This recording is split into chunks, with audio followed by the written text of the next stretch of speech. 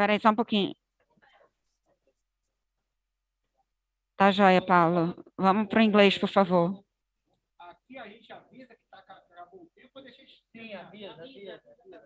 18h10 é o tempo, 18h13, já passou o tempo. Tá perfeito. Perfeito. Eu vou dar umas instruções agora, se vocês puderem traduzir para mim, por favor. A gente só está esperando terminar uma sala para a gente começar a conferência.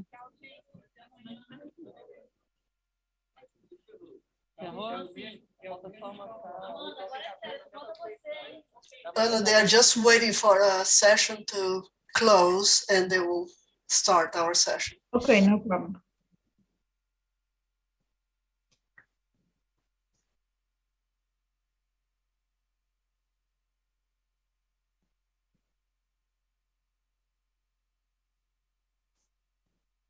Is it cold there?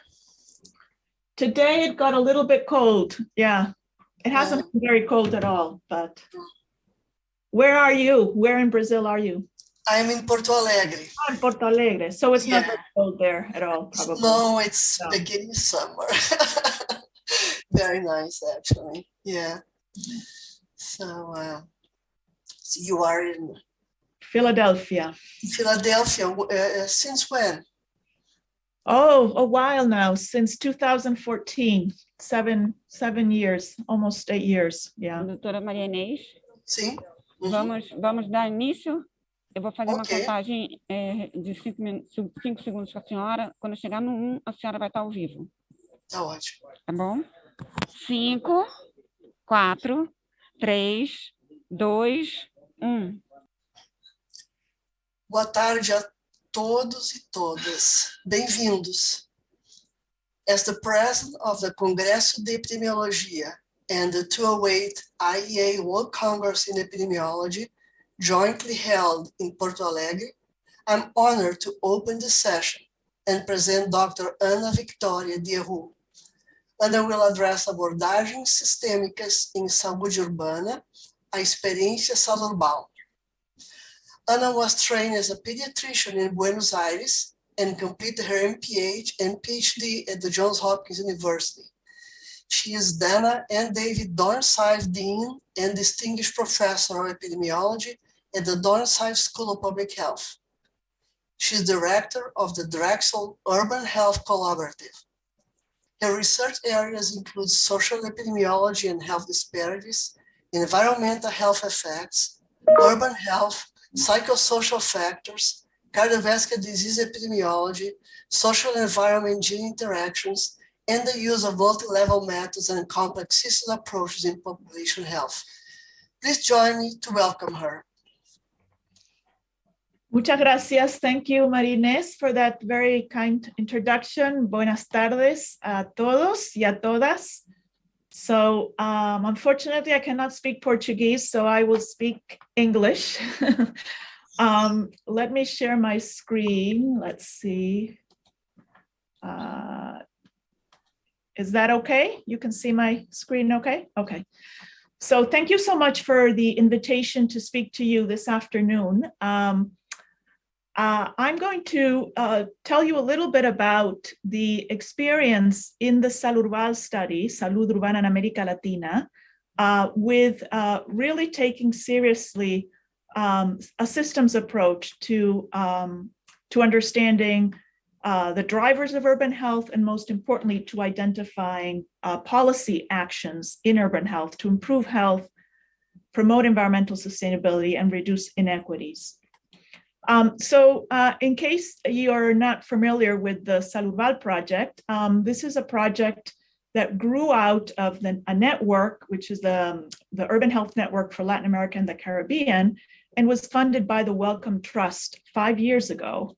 The study really aims to create an evidence base needed to make Latin American cities and also other cities healthier, more equitable, and environmentally sustainable. And also to engage policymakers and the public in a new dialogue about urban health and urban sustainability and its implications for societal action. And of course, here is where the systems theme fits in an important way. And last but not least, to create a platform and a network that will ensure continued learning and translation and policy translation into the future. The study is multi-level, so we really include and consider factors at various levels of organization, as you see on the slide. Integrative, multi-method, has a systems perspective and engages policy actors in various ways. So it's a very, very special study, I would say, and quite amazing in its breadth, not only in the topics that we cover, but also in the wonderful team that we have, that, as you see in this slide, is spread across the region and includes several partners in the United States as well. It's coordinated out of Drexel University, but we also have partners at Berkeley and WashU. The Pan American Health Organization is also a partner, but most importantly, there are several institutions across the Latin American region, including 4 in Brazil, who are part of this study. So it's a really amazing team that I wish I had another photo, but it's been growing over time. We like to joke that once you're in Salurval, you never exit Salurval. So the project has 4 aims, which are listed here. The first aim is to identify city and neighborhood drivers of health and health inequalities among and within cities. The second is to do an evaluation of policies and interventions. So take advantage of things that are happening in the region to leverage so-called natural experiments. The third aim, which is what I will tell you a bit more about today, is to employ systems thinking and simulation models to evaluate urban health environment links and plausible policy impacts. And the fourth aim, as I was saying earlier, is to really engage not only the scientific community, but also the public and policymakers to disseminate and translate findings. So this is a special study in that sense too, because many research studies, as you know, the dissemination and the policy translation is a little bit of an afterthought. It's something that we think of afterwards, but here it's very much part of the whole structure of the project.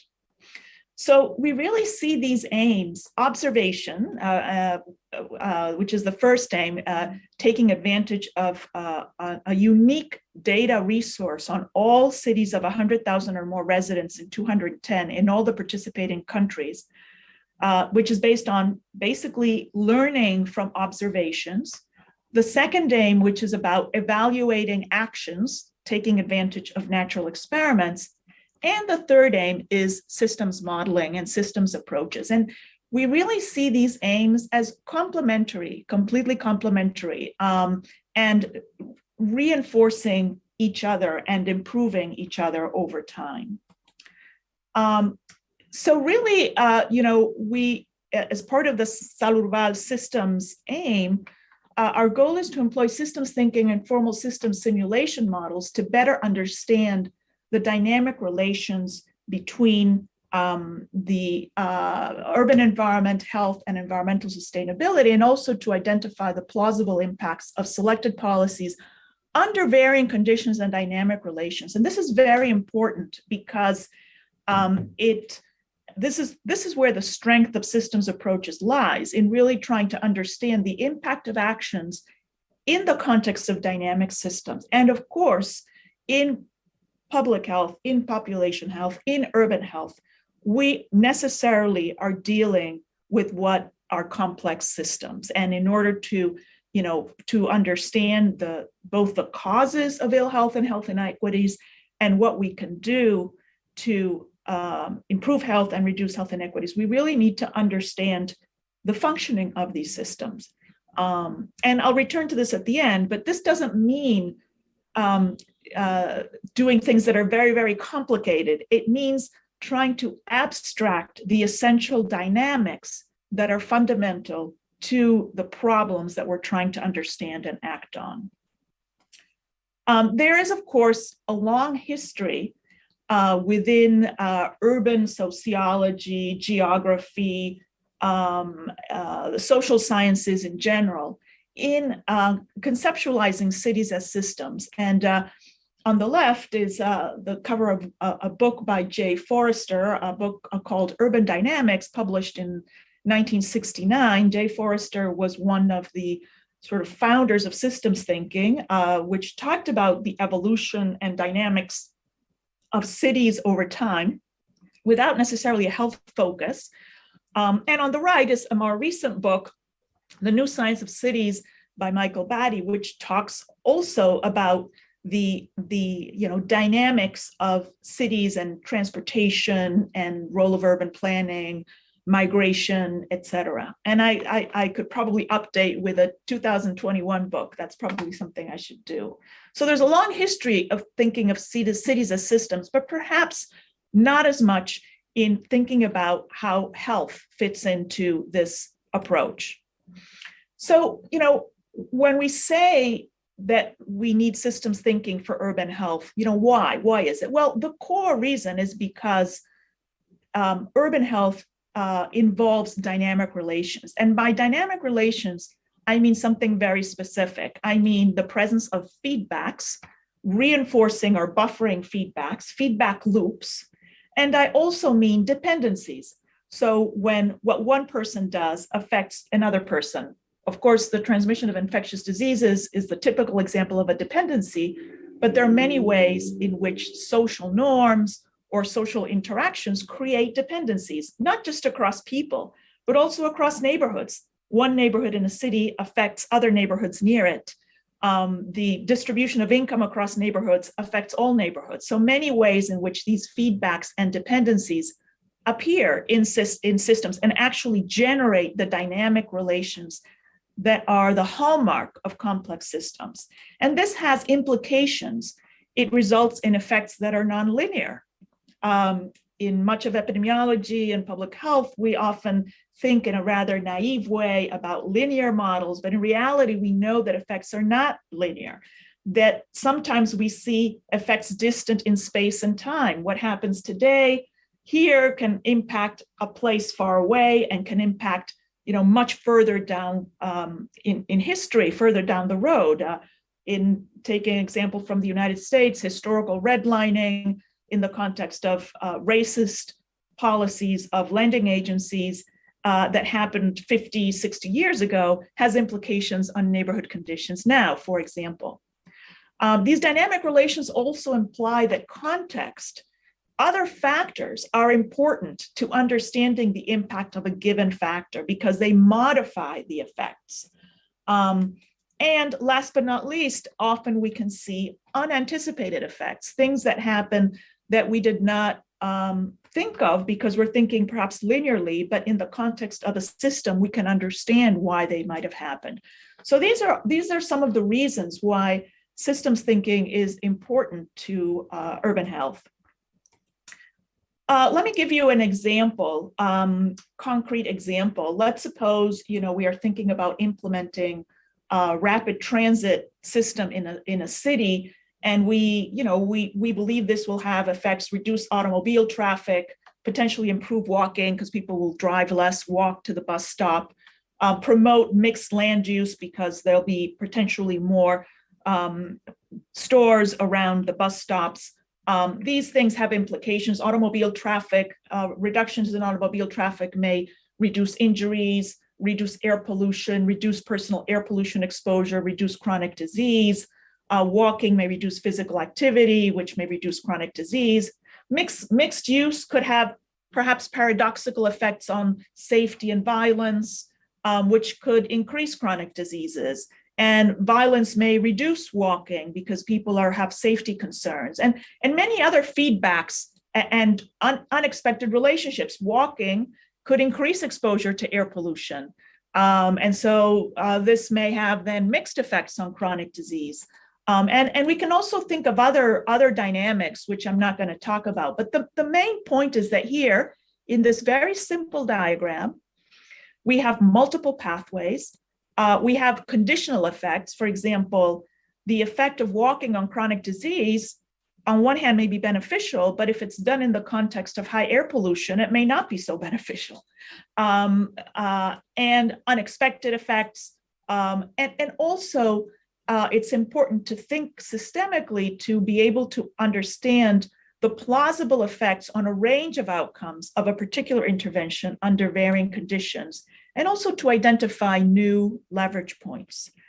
The systems approach is also particularly relevant to understanding health and environmental co-benefits, this notion that policies that we implement to improve health can have beneficial impacts on environmental sustainability and vice versa. So having compact and dense cities may lead to smaller urban footprints, less car use, more walking, less energy use, less impacts on biomass, less greenhouse gas emissions, greater access to fresh fruits and vegetables.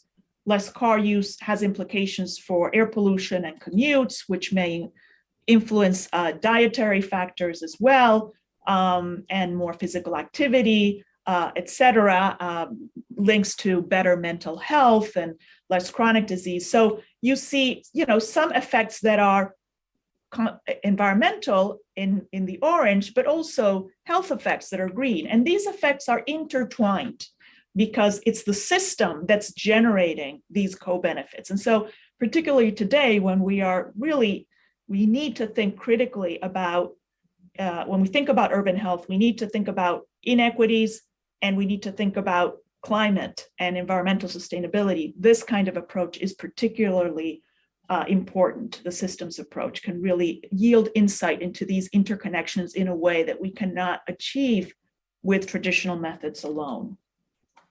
So, systems approaches is important to fundamental understanding, to understanding the interrelatedness of health and environment, to policy actions, and also, and I'll show you some examples of how we have done this in Salud Rural, it provides opportunities for engagement of multiple stakeholders in thinking systemically. So it's not only about fancy mathematical computer models. It's also about changing the mindset and integrating different kinds of insights from science, from the lived experience of various stakeholders, from policy actors, et cetera, to better characterize the system first, and then understand the implications for action. So let me tell you a little bit about what we are doing in Salud Rural specifically. And we basically have two approaches. On the left, one approach that we have used in the study, which has been very interesting, is called participatory group model building. And I'll tell you a little bit more about it, but essentially we engaged various stakeholders around two important questions related to urban health, which has to do with the impact of food systems and transportation systems on health.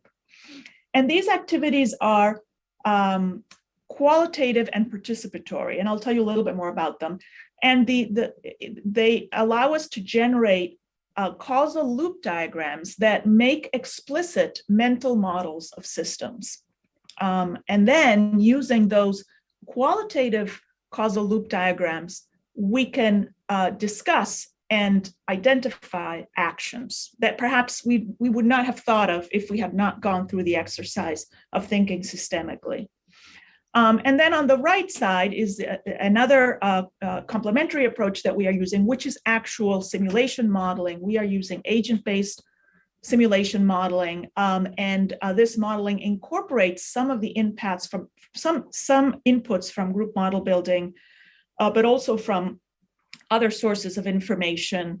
And we are beginning to use these models to investigate policy impacts under varying scenarios. We are still working on these models right now. So I'll show you a little bit of what we've done so far. So, and we focused, as I mentioned, on two areas, transportation policy and food policy. And we chose these two areas, of course, because they are of particular importance to urban health, but also because they are areas where this notion of feedbacks and dependencies is very clear, and where the health environment connection is also very clear. So this makes them particularly well suited to systems thinking. It's important to remember that not all questions in public health need a systems approach. There are some questions that can be answered using traditional methods, and we have done that, and that's good. But there are particular questions for which systems thinking can be especially useful. And of course, these areas are of global and regional policy relevance, and also our team had experience in these areas. I also wanted to highlight that the systems work is very much connected to the policymaker engagement aim. This is that aim 4 of Salurval that I mentioned to you. And I just want to highlight, it's about ensuring the policy relevance of our findings and also promoting new ways of thinking, opening up people's minds, public and policymakers, to interventions that traditionally they might not have thought of as being health related, but that have critical impacts on health and health equity, and also support translation.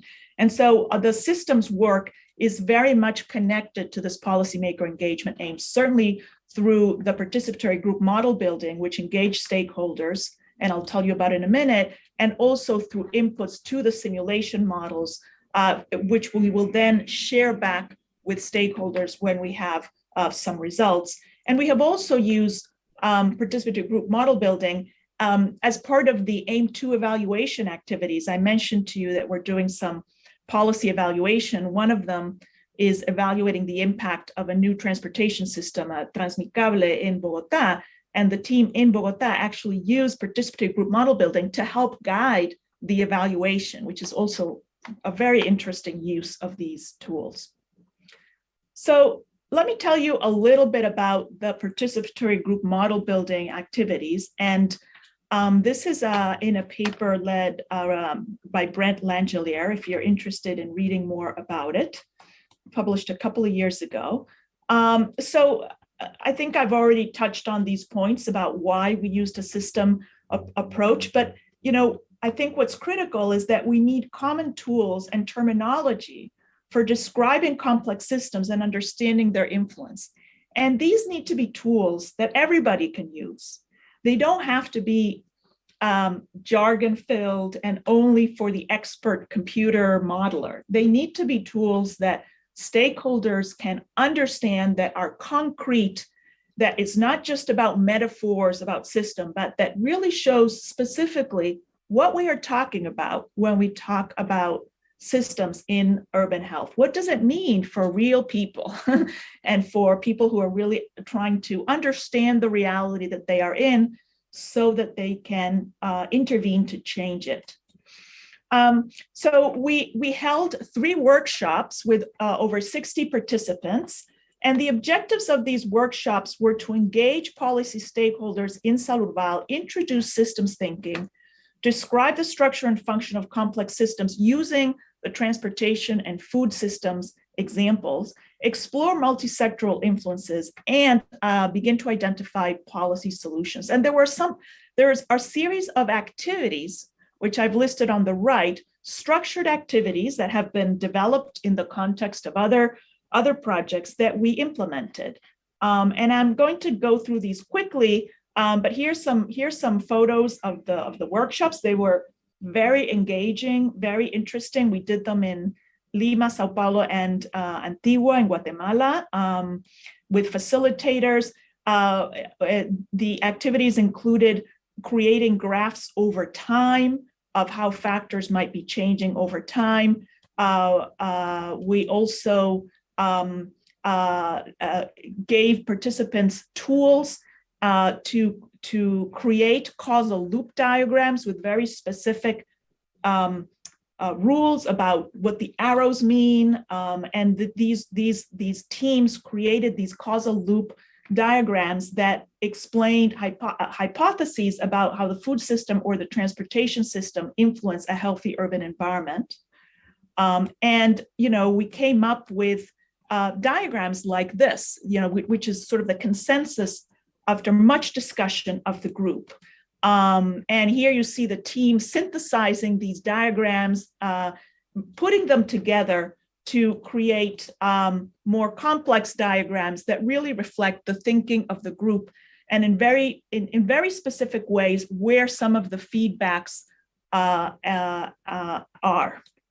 So later, this was synthesized into a common model. I don't have time to go into this, but this model sort of connects the transportation and food system and articulates how these things work together to affect health and the environment. After identifying these causal loop diagrams, the group then identified action ideas. Where could we intervene in the system to achieve our goals of improving health, equity, and environmental sustainability?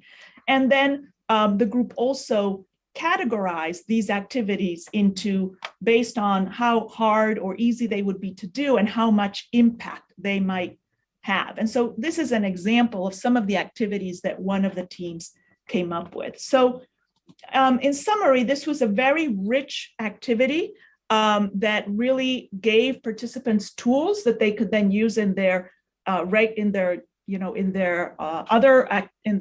work as public health practitioners and leaders, and also generated these causal loop diagrams, which you can see described in detail in the paper, that generate new insights that we then incorporated into, in part, into the simulation modeling that we're doing. And so this brings me to the actual simulation modeling in Salurval.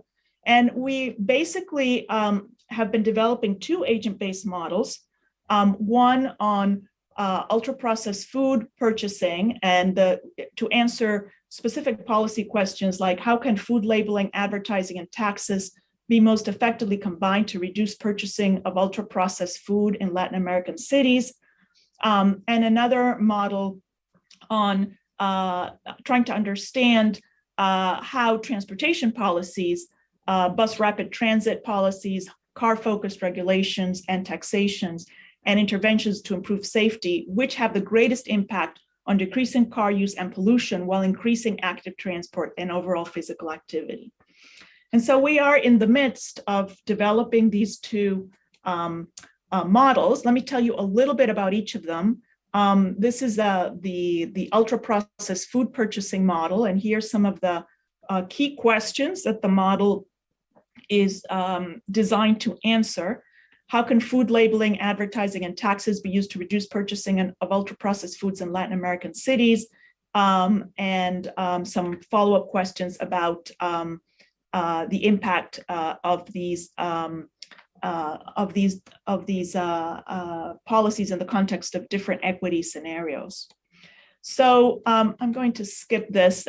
This is just to show you how the group model building informed some of these questions. So some of the questions emerged from key elements that were identified by the participants as actions in the group model building exercise. So I don't have time to go into details of these models, and that they can be, we need more time to describe them. But basically, this shows some of the key features of the design, 1,000 agents. The key outcome is purchasing of ultra-processed foods. And we informed the model with a lot of data from Mexico because there was a wealth of data relevant to parameters in the model available.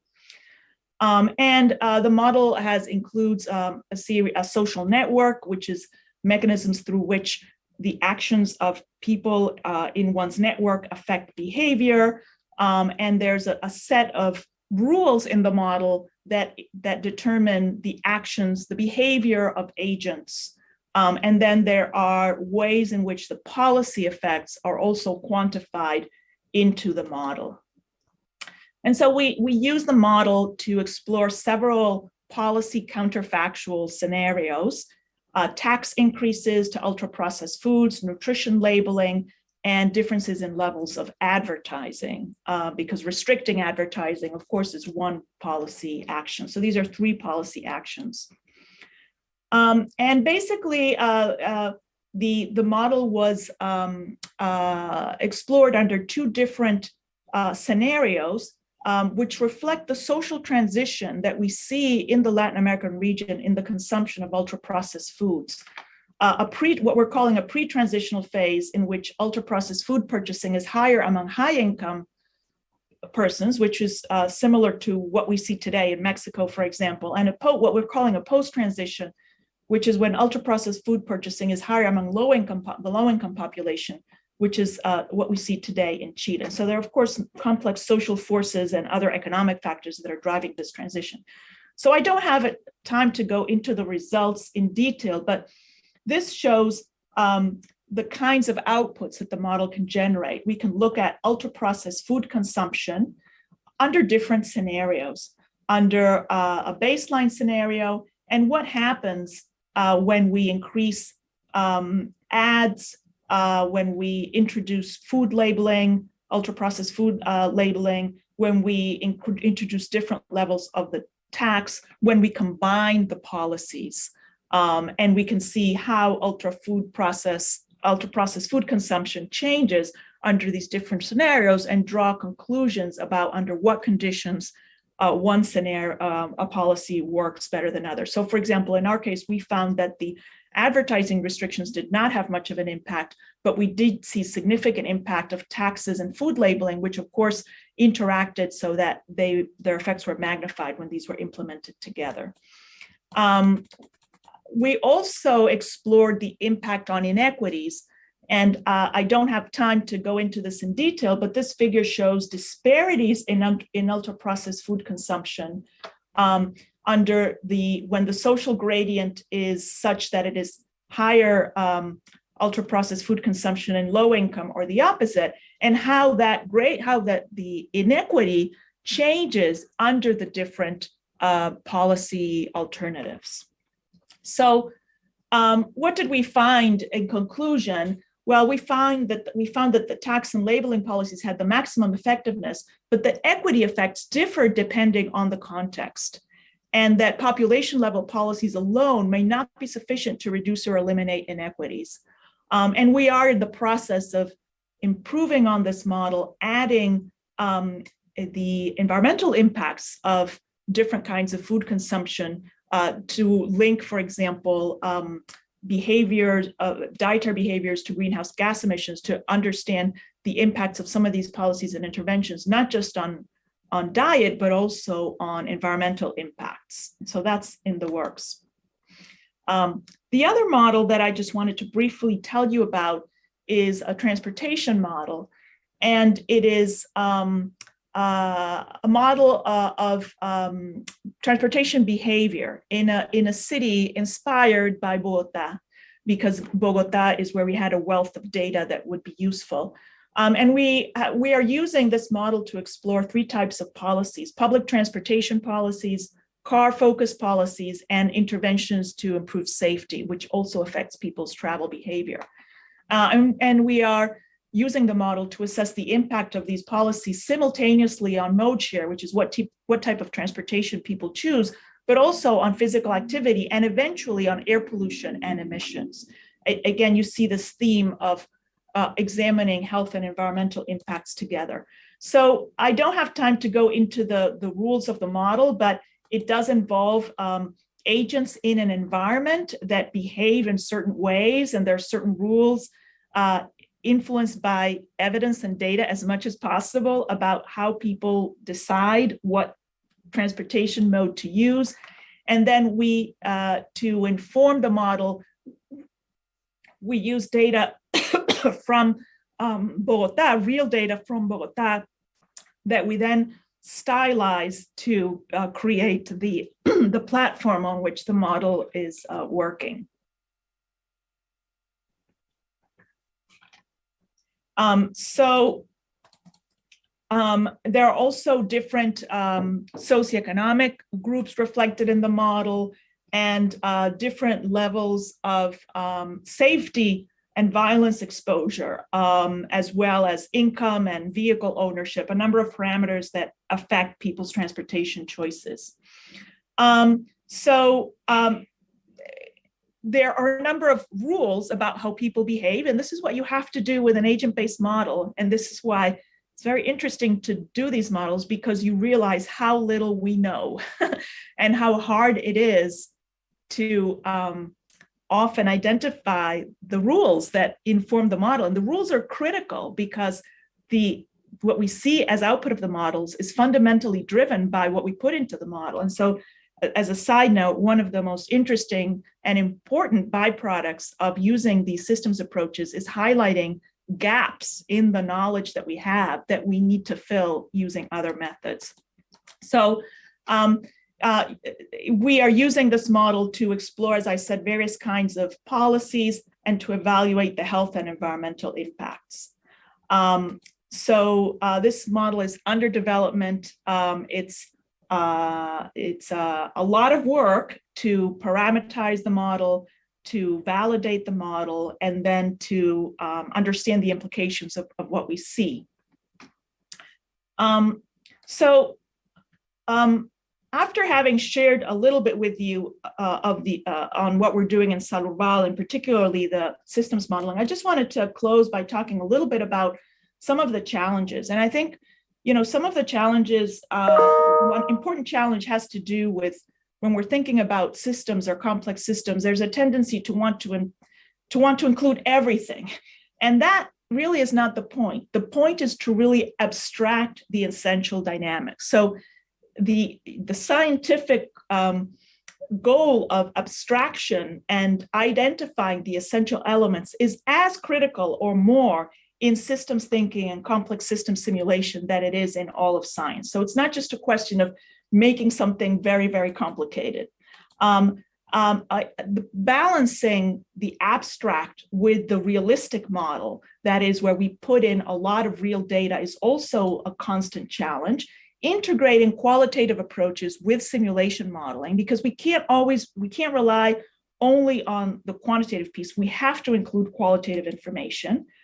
Having the data for setting the parameters for the calibration and validation of the models is often very challenging. This is a very time-consuming work.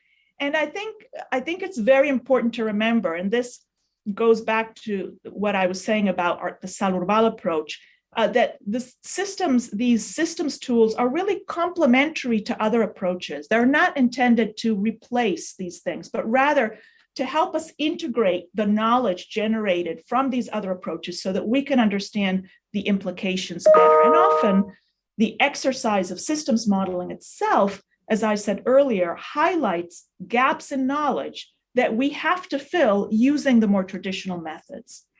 Last but not least, complexity cannot be paralyzing. So this is not about very complicated mathematical models. It's about a different kind of insight.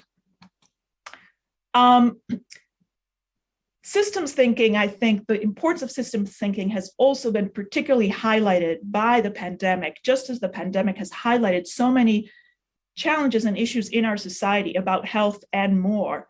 It's done the same, it's also highlighted the importance of systems thinking, certainly because of the infectious nature of COVID, and disease transmission is sort of the modeling of infectious diseases is paradigm for systems modeling, and one of the areas where it's most developed in public health, but also because of the role of social factors, social antecedents, the role of work, the role of housing, the role of crowding, et cetera, et cetera.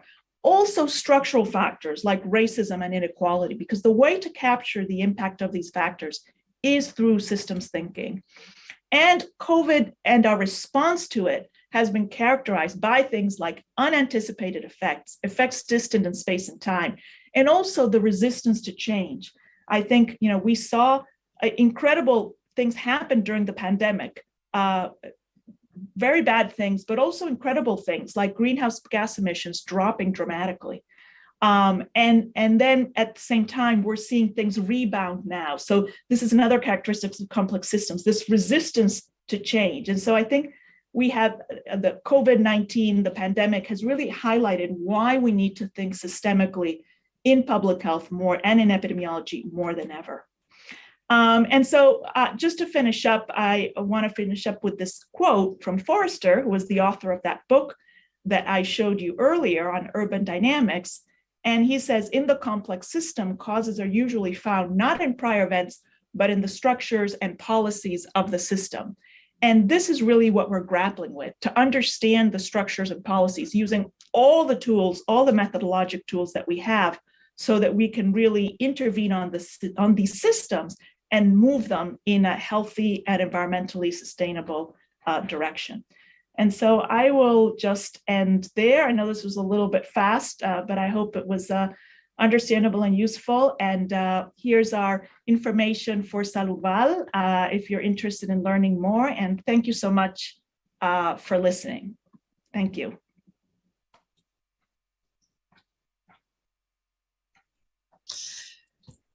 Well, this is fascinating. Thank you for leading this project, and also thank you for sharing it with us today. Unfortunately, we don't have opportunity to discuss this more, but thank you very much. Welcome. Saludos a todos mis amigos brasileños. Okay. Ciao.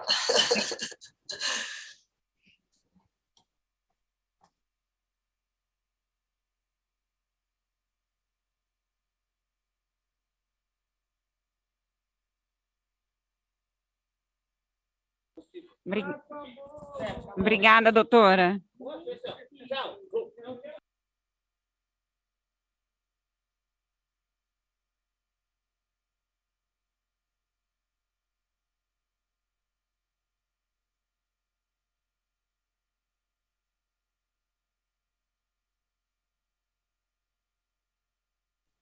Obrigada, Paula. Obrigada, Denise.